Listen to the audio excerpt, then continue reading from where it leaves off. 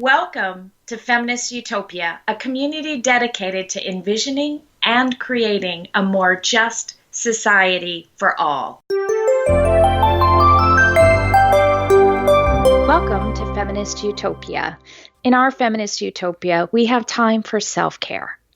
It's important. And this week in our episode, we're going to talk a little bit about the ways we decompress and what self-care looks like for us. It has just been a really tough week. And we've got a long weekend coming up here, Labor Day. So we decided to talk media and movies and encourage everyone to enjoy their weekend and find some joy. Finding joy is really important. I see a lot of people burning out because they think this is a sprint and it's really a marathon. We got our YouTube channel up and running this week, and one of our very first subscribers asked what we thought of some movies, and she was interested in some suggestions. And I'm like, I've seen some great movies. I go see movies a lot. I'm going to talk about some movies that do pass the Bechdel test and some movies that don't. And Benita is going to talk about books. I have not been reading many books this summer. Oh, I have. That's my favorite way to escape. I enjoy movies as well, but books are my preferred method. I'm going to open with the concept of the Bechdel test. It is a serious, not serious thing. It was created by Alison Bechdel as part of a zine about dykes. And I'm using her word, dykes. It was from a zine done in 1985. So a zine, for people who didn't do that scene then, it was privately published, passed around, and it could be comic strips, it could be poetry, it could be short stories, it could be discussions about underground music. So she is a comic artist. She did it with someone whose last name was Wallace, I think, who actually wrote the strip. The idea is very, very simple, that you have a conversation between two female characters where they aren't discussing a boy. That's an incredibly low bar. And she agrees. Alison Bechdel agrees. She does not really want people to consume media or claim that it's feminist media if it clears that very low bar. It's surprising when you see a movie and you're like, oh, that made me feel good about feminism, or that had some really good points. And then you realize it didn't clear this teeny tiny low bar at all. But I'm going to start by talking about one that hurdled over the bar in a way that I have never seen in my life. I go to film festivals even. I adore movies, and this was an eye-opener movie. It's called Booksmart. It came out this summer, and it should be out on DVD or streaming pretty soon. It still is in some movie theaters. And it was directed by Olivia Wilde, who is an actor well-known. I remember her being on House, the TV show. And it has two newcomers, Caitlin Dever and Beanie Feldstein. And it's one of my favorite movies. It's a teen movie. If I had seen it as a teen, I would have been really uncomfortable because it was so upfront about sexuality in a way that I'd have been like, oh, the adults are talking about sex in front of me, make it stop. But it was in a very no-nonsense way. Basically, there are two high school seniors, Molly and Amy, who are coming up on graduation. And these are the kids who have done everything right. They joined the right clubs. They studied all the time. They didn't go to parties. They didn't drink. They didn't do anything. And then the day before graduation, they find out that people they thought were burnouts or losers who goofed off also got into the same fantastic colleges. They got into Stanford and they got into Yale, and they had fun doing it. So as the great blowout of their high school careers, they decide they're going to go to the big party finally. And one of the characters is an out lesbian, and it's done in a very matter-of-fact way. That's one of the things I really love about it. It's not like, and she has to come out, and it's all, no, her parents know, everybody knows that she's gay, and it's about her struggle when she has a crush on another girl, and how does she approach the girl, and all this stuff. It's not like, oh, someone's going to be ashamed that they're gay, or none of that. It's the kind of normal stuff that we've seen, and I don't know if you watched movies in the 80s, but it reminded me a lot of Pretty in Pink. I remember that. With Molly Ringwald. Mm-hmm. And how she was chasing the rich guy. But it's like that movie, but without the rich dude at the center of all of it. It is about the relationship of these two girls. Their relationship to who they want to be when they grow up, and what does growing up look like? What does it mean? That was One of the most amazing clearances of the Bechdel test I've ever seen. The other thing I really loved is that one of the students in the class that they all thought was a burnout that's also going to Stanford was referred to as AAA because she, quote, provided roadside assistance for the sports teams. I hadn't heard that before. Neither had I. And I was like, I didn't get it. And I'm so grateful that they explained it in the movie. Mm. But Amy, one of the girls, calls her out for referring to this third girl by saying we shouldn't do that to one another. We are sisters. We shouldn't do that. That's amazing. It was. And it happens all too often. And it was the coming of age story for young women that didn't revolve around the male gaze. Now, one of the girls did have a crush on a boy, and it turns out he wasn't worthy. And she was glad to find out. It was singularly one of the best movies I'd seen in a long time. And it surprised me. I went to see it because I had a free ticket and there was nothing else showing. Well, I'm definitely going to have to find that when it comes out on DVD or streaming. I'd like to watch it. The only other movie on your list that I've watched is Knock Down the House. That's on Netflix. And I think you can probably find it in other places as well, maybe even through your library. But Knock Down the House is a documentary about women that ran for Congress. And it follows them from the beginning of their political run until election night. And it's kind of interesting because I will admit, even though I watched it after the election was over, I got caught up in because I didn't know who won and who lost. Because it's women from all over the country. So I knew a couple who didn't win, but it was still really interesting. And it was fascinating to see these women fighting for their ideals and working really hard and getting out there and putting themselves out there and taking risks and chances. And I would argue that it's inspiring. Even the women who lost were inspiring. Actually, one of the women who lost, Paula Jean Swearengin from West Virginia, was the most inspiring candidate for me. This is not a woman who went to fancy colleges and became a fancy lawyer and is checking another thing off her list.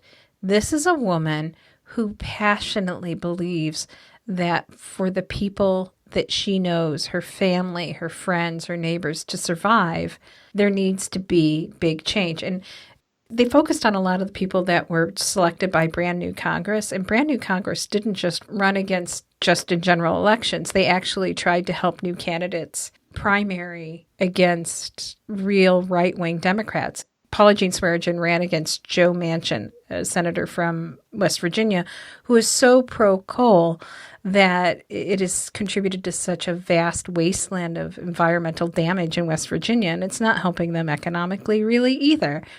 And she lost, but she kept at it, and she found her own voice throughout this process, thanks to the training and thanks to doing it. And now she's going to be running again in 2020 against the Republican senator from West Virginia, Shelley Moore Capito. And I've already donated to that campaign. If you ever doubt yourself and your value in this movement at all, this will make you feel better. Agreed. And with 2020 elections coming up, it's really an interesting behind the scenes look at how elections work. And if you're not sure if you want to volunteer, you can get a feel for what it's like by watching the movie. I thought it was really interesting how they took on the concept of the status quo in this documentary. If there's a dynamic that they describe in that movie, it wasn't like all Republicans are bad and all Democrats are good. It was change is good, status quo is bad. And I thought it was one of the most instructive documentaries I've seen in a long time. Mm-hmm. Oh, one movie I watched, I recently went to visit my daughter in France. I had the opportunity to watch movies on the airplane, and I watched two movies, one on the way out, which was On the Basis of Sex, and that was about Ruth Bader Ginsburg. It was an excellent film. I thoroughly enjoyed it. So I would add that to the recommended list. And obviously that passes the Bechdel test. They showed how supportive her husband was.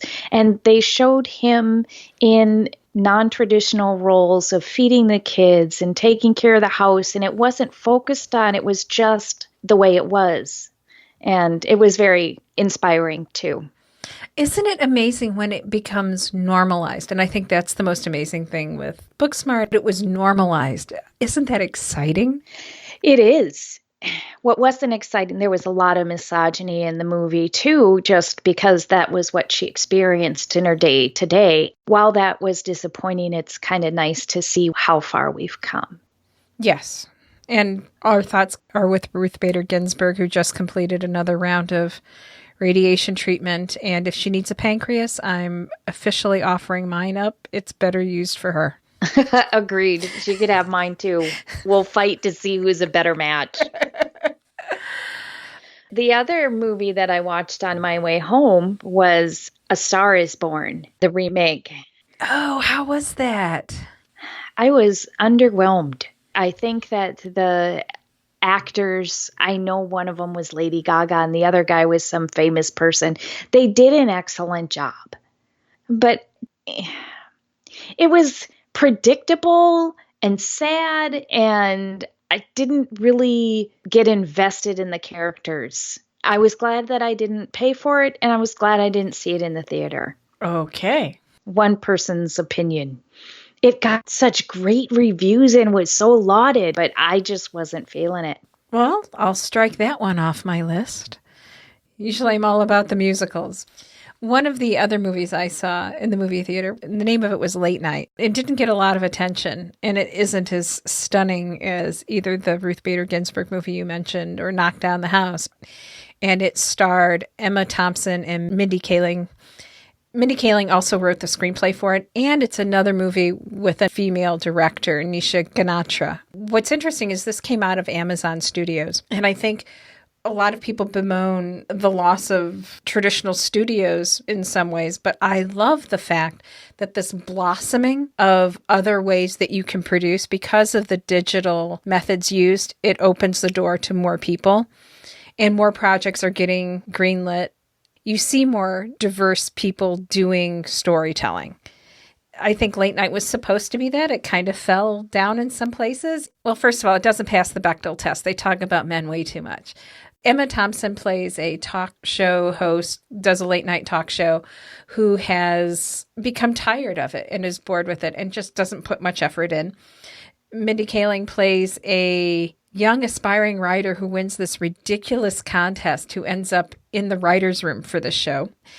They didn't really talk about it, but Emma Thompson's character is the embodiment of white feminism, these women who broke through the glass ceiling and feel that it has to be done in a white patriarchal way. Mm-hmm. And if you just try to throw that script out the door, then what's going to happen? Chaos, dogs and cats sleeping together. Who knows? And how eventually she comes to accept that this younger woman, a woman of color, can actually help her and make her show better and make her a better person. Emma Thompson refines a voice that she had long thought was lost because she had worried too much about what the guys would think. I would watch it if I had Amazon Prime. Oh, well, I have Amazon Prime. I'm going to check it out. I don't know if it's streaming yet on Amazon, but it will. It will be there, like The Big Sick, which is also a tremendous movie. The Big Sick? I have avoided that movie because the premise is just not appealing to me. I mean, it's this guy and his wife gets really sick. Well, the point is she isn't his wife. He comes from a very conservative Muslim culture and he's dating this white girl.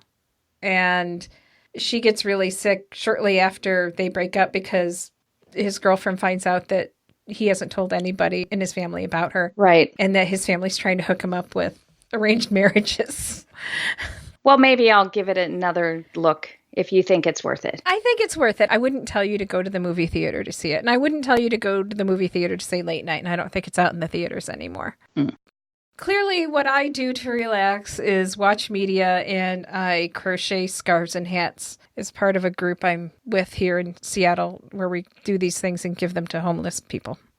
I enjoy crocheting too, and I do it while I watch television, and my crocheting skills are such that I donate to animal shelters because I watching the show and I'll miss a stitch and all of a sudden my edges go in and out, and hey, they make great dog blankets and the dogs love them and everybody's happy. Okay. I like to escape in books. I'm not even going to call them a guilty pleasure because I'm owning my love for romantic mystery fiction.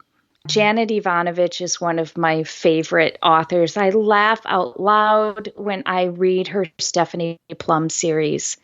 To me, it's like watching a sitcom. They're just enjoyable, short books, quick, easy read, perfect beach reading. It's about a single woman who's a bounty hunter. She pulls criminals in. So those I really enjoy.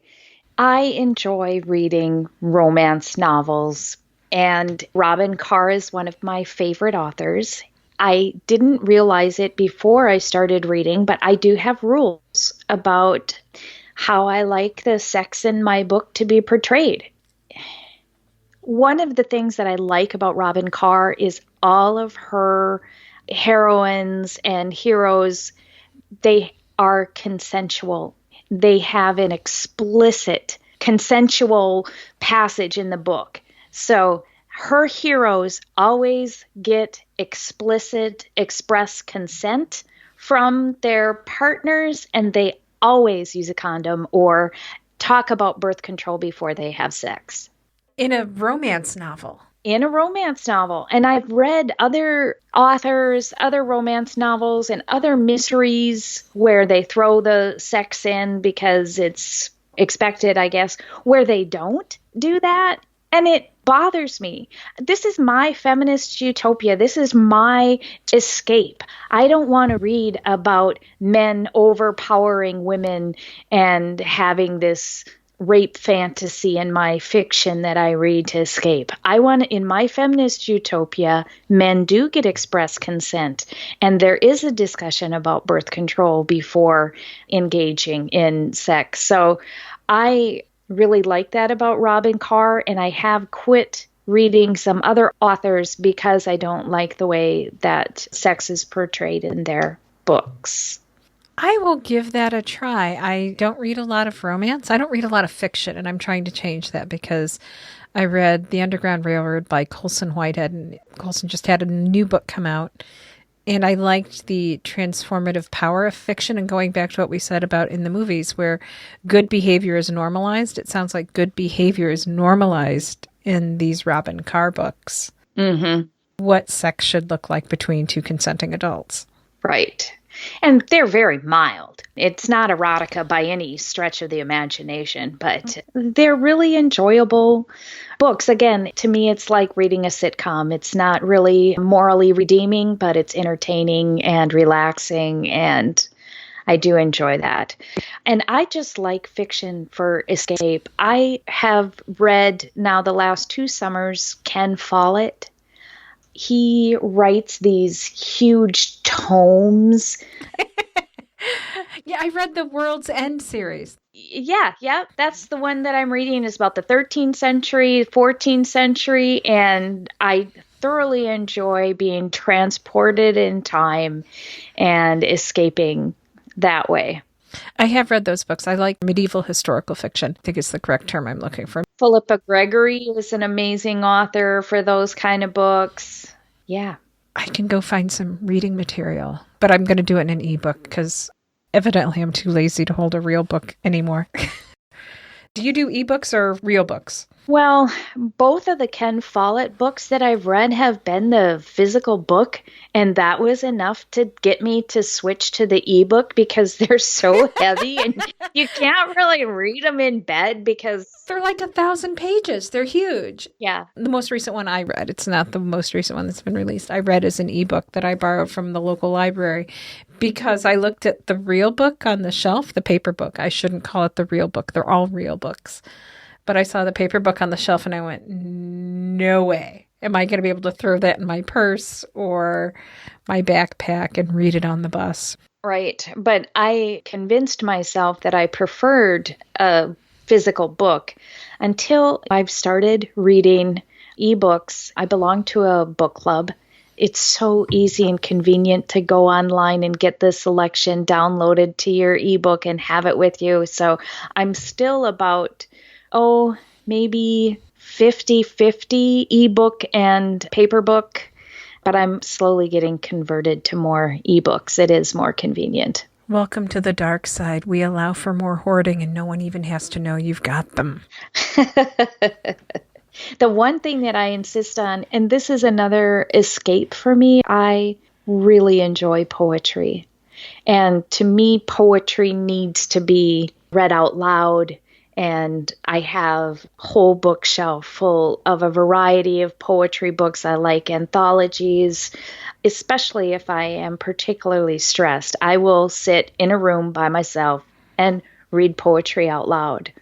It's always amazing to find someone else who's been feeling what you're feeling and has expressed it through poetry. In ways you couldn't even begin to think of putting those words together that way. There's a book of poetry that's available on Kindle Unlimited, and it was written by a woman of color who's a professor, and it is The Fucking Reasons Why I'm a Feminist. Oh, I might have to check that one out. Why the fuck I'm a feminist? It's along those lines. I'm getting and it has like over 50 poems, and some are haikus and some are longer, but I wouldn't read it to relax. Oh, It's putting a voice to righteous anger in a beautiful way. well, that can be a form of release in and of itself. Yes. Just knowing that someone else has had those feelings like you have is comforting. Yes. Yes. See, we're preaching. We don't preach normally, but today we're preaching self-care. Do something to engage your mind in a positive way. Yeah, and I'm also going to ask you to share what movies you've enjoyed. Yes. What books you like to read. You can get a hold of us through email at info@feministutopia.net. You can shoot us a Facebook message. We're on Facebook at Feminist Utopia. We're also on YouTube. You can leave comments. Our podcasts are going to be up there. And if you want to get involved in the thread we have with our other subscriber about movies that you think we should watch, we'd love to hear them. Excellent. Enjoy the Labor Day weekend. Thank you so much for joining us today at Feminist Utopia. If you like our work, please give us a review on iTunes, Stitcher, or wherever you access our podcasts so others can find it as well. You may also become a Feminist Utopia patron at patreon.com to show your appreciation. Remember, patrons get perks. And check out our blog and other resources at our website, feministutopia.net. Email us your idea of what a feminist utopia would look like or any questions to info@feministutopia.net. We appreciate you taking the time to listen and grow with us. Feminist Utopia is created by Debbie Williams and Benita Malone.